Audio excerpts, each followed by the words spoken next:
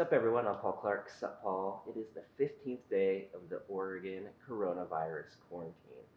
I'm hoping you're staying healthy, safe, and sane, and I suspect you've reached out to your family and loved ones, letting them know how much they mean to you. If you're like me, you've been spending some quality screen time doing research. Hopefully you're doing things to improve your life and the environment and your community after all of this craziness.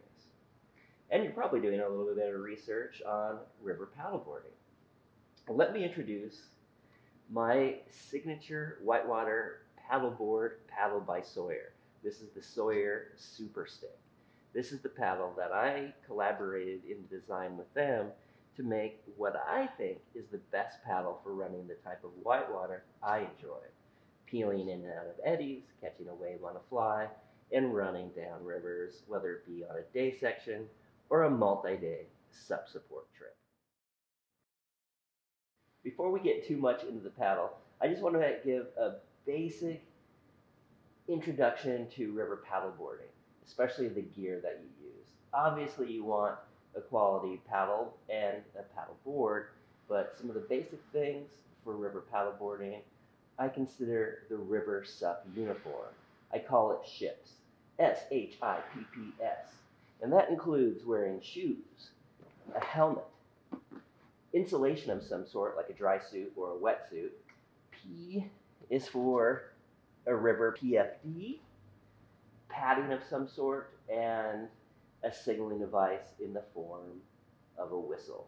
SHIPS, shoes, helmet, insulation, PFD, padding, and a signaling device. Paddleboarding was my introduction to rivers. Rivers are an amazing place to explore on a board.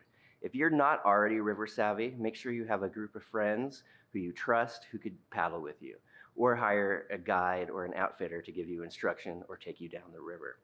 As far as leashes go, that is the controversy. There have been some deaths on the river. They've been associated with leashes worn below the waist. If you must wear a leash, make sure it's worn above the waist on a quick release system. My system typically is this. It's a belt with a buckle in the front, a shackle in the back, and a Velcro band that I often put a carabiner on that connects to the board. It's a 3-point quick release system that I could reach with either hand in any circumstance. If you must wear a leash, make sure it's worn above your waist. Take a Swiftwater course and get more and more experience with the dynamics of a river. You'll love it. The SUPER Styk is designed for whitewater performance. Any rafting guide will be familiar with this design. Essentially, it's influenced by the guide stick. A few things about this paddle. Notice the blade. It's wooden. It's made here in Southern Oregon, and it has a carbon fiber laminate on it for rigidity and durability. It also has a straight blade with a slight scoop.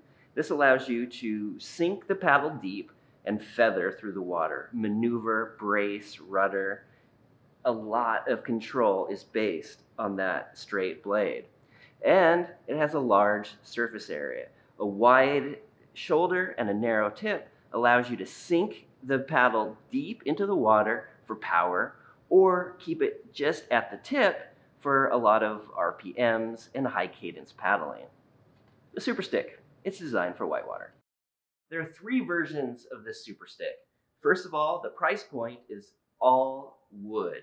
The shaft is wood, the blade is wood, and it comes in a fixed length. The fiberglass version has the option for an adjustable lever lock grip. My preference is the fixed length carbon shaft. Running rivers on a paddleboard is abusive both to your gear and your body.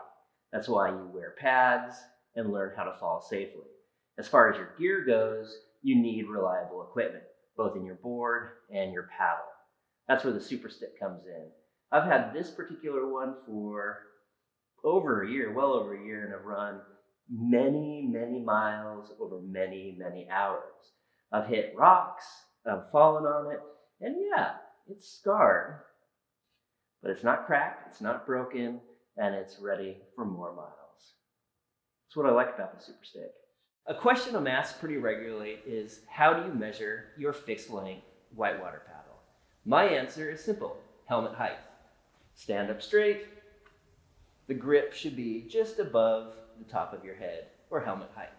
The reason for a relatively short paddle compared to an open water or flat water paddle that's going to be measured longer, you're going to be stable and powerful with the use of your paddle if it's shorter.